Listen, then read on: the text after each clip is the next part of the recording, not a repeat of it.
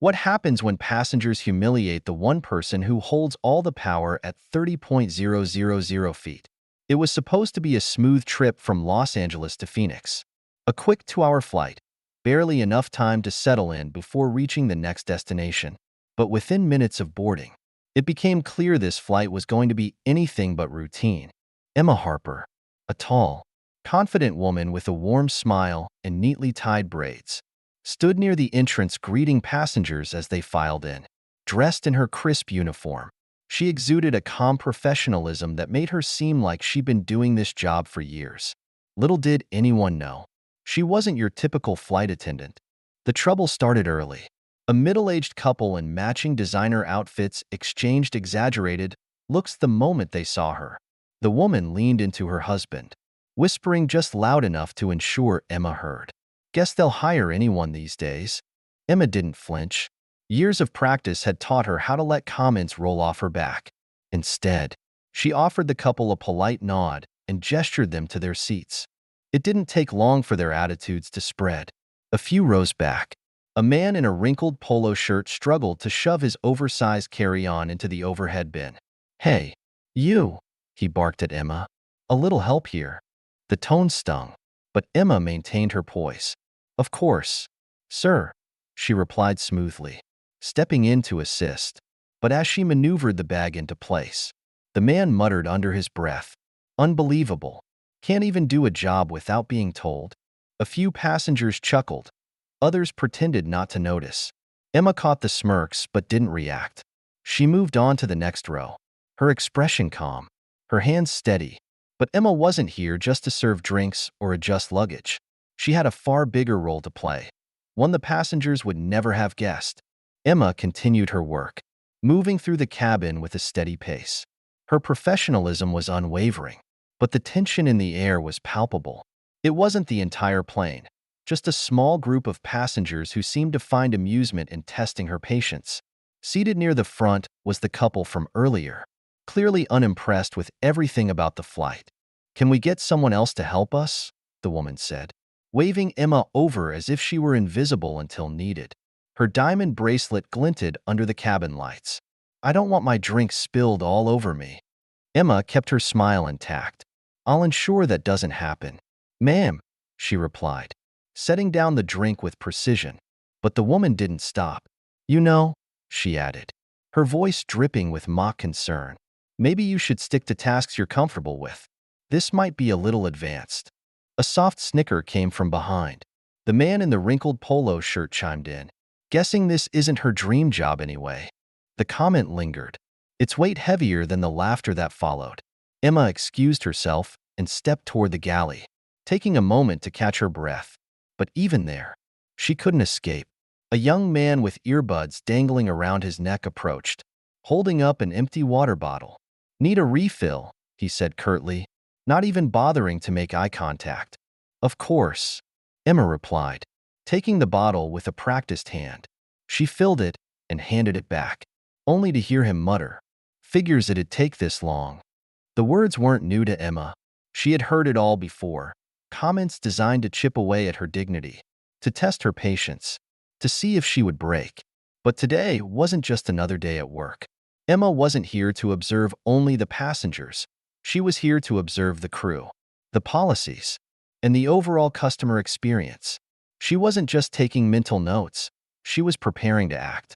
What no one knew was that Emma had spent the last 6 months reviewing operations, restructuring departments, and meeting with stakeholders.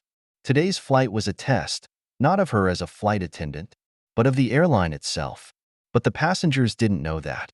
For them, Emma was an easy target, and they were about to push things further than they ever should have.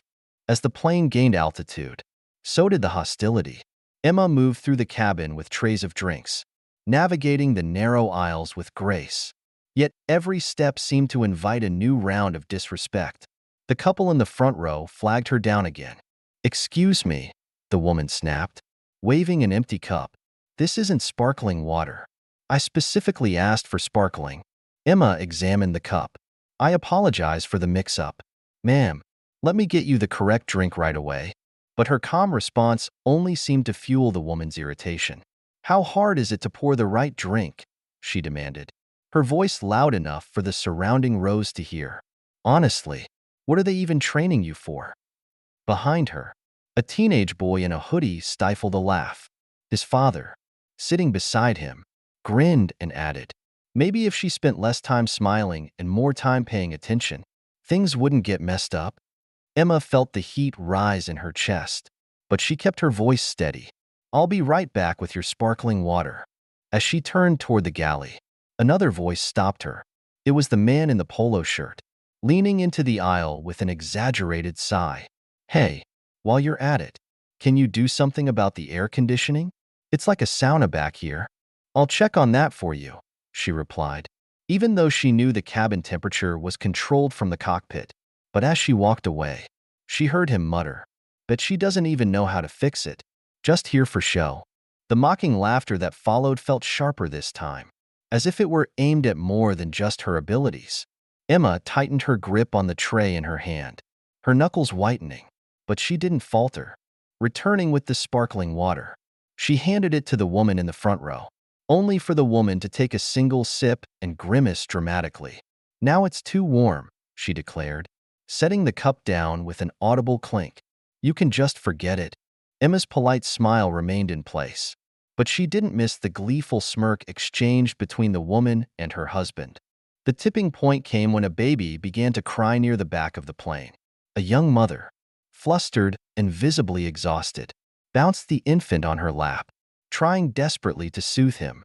That's just great, the man in the polo shirt groaned, throwing up his hands, as if this flight wasn't bad enough. Maybe she could do something about it, the woman in the front row chimed in, nodding toward Emma. Isn't that part of the job? Or is that asking too much? Emma approached the young mother, crouching beside her seat to offer some words of comfort. But before she could speak, the mother shook her head. It's fine, she whispered, her voice trembling. I know I'm bothering everyone. You're not bothering anyone. Emma reassured her gently, her tone softer than before. You're doing the best you can. The words were meant for the mother, but they carried through the cabin, drawing a few guilty glances. Still, the instigators didn't seem fazed. But the atmosphere in the cabin was changing. The passengers thought they were in control, unaware that Emma had been silently assessing every move, every word. They had no idea the power she held or how quickly things were about to shift. The tension reached its peak halfway through the flight. The passengers' antics had gone from irritating to outright humiliating. A spilled drink here, a snide remark there. Each moment chipped away at the veneer of civility. Yet Emma never lost her composure. But everything changed when a man in a suit, a latecomer who had boarded right before takeoff, called out from his seat. "Excuse me, miss," he said, his voice loud and clear, cutting through the murmurs. Emma turned to face him, her expression unreadable. "Do you have any authority on this plane? Or are you just here to smile and serve?" he continued, leaning back in his seat with an air of superiority. "Because if this is how this airline operates, it's no wonder your reputation's in the gutter." The cabin fell silent, the tension thick enough to cut. For the first time, Emma paused. She let the weight of his words hang in the air, her eyes scanning the faces of the passengers. Some looked away, avoiding her gaze. Others watched intently, waiting for her response. Emma straightened her shoulders and took a step forward. "Sir," she began, her voice steady and calm, "I appreciate your concern about the airline's operations. In fact, that's why I'm here today." Her words were met with confused looks and a few murmurs. "I'm not just a flight attendant," she continued, her tone firm but measured. "I'm Emma Harper, the CEO of this airline, and this flight is part of an initiative to observe our service firsthand." The cabin erupted in gasps and whispers.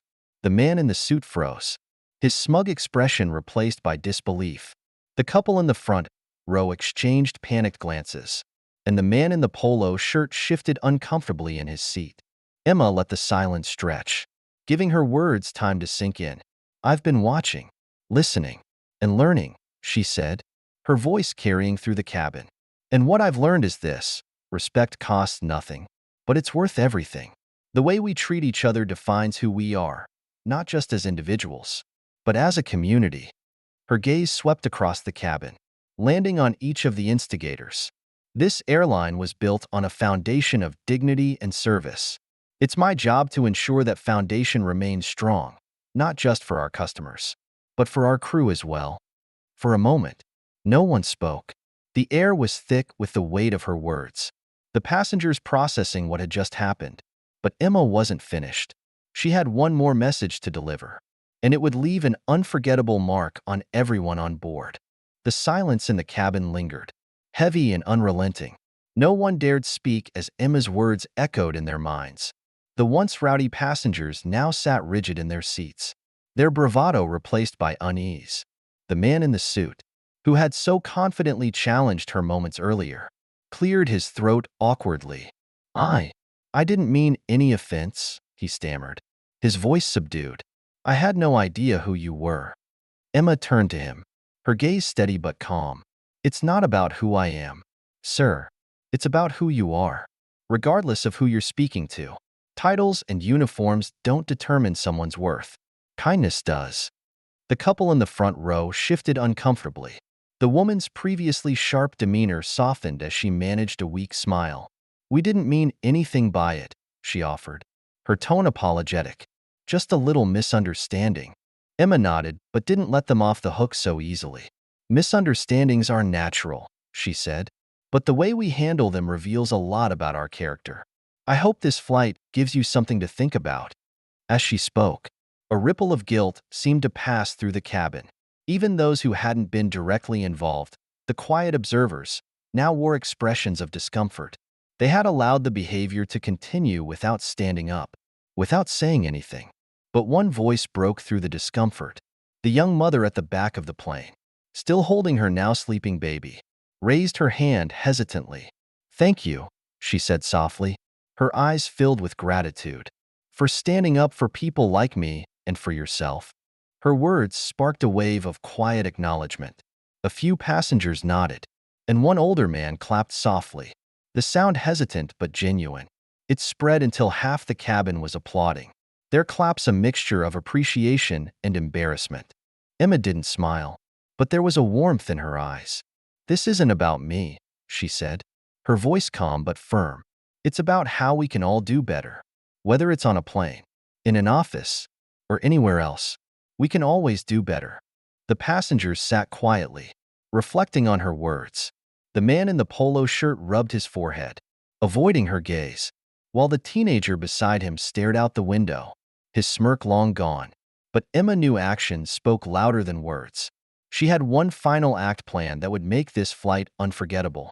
As the plane began its descent into Phoenix, Emma stepped into the middle of the aisle, her presence commanding attention.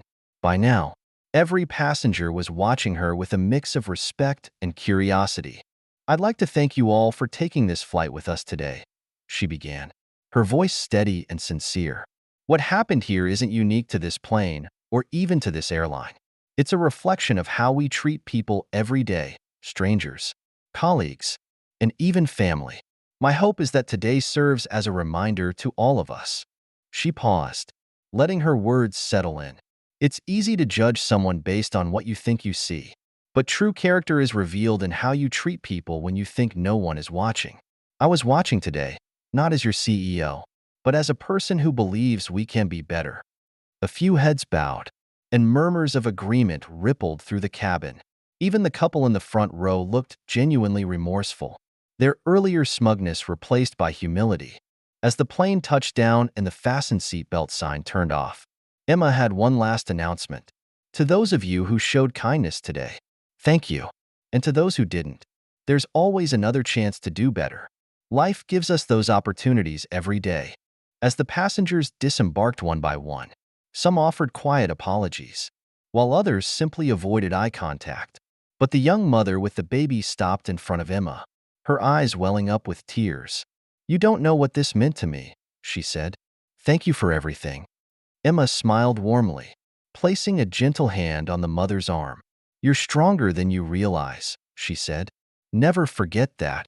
By the time the last passenger left, the cabin felt transformed. It wasn't just a flight. It was a lesson in humanity, one that no one on board would forget. As Emma walked off the plane, a crew member approached her. "That was incredible," they said quietly. "I've never seen anything like it." Emma gave a small nod. It's not about being seen. It's about making a difference.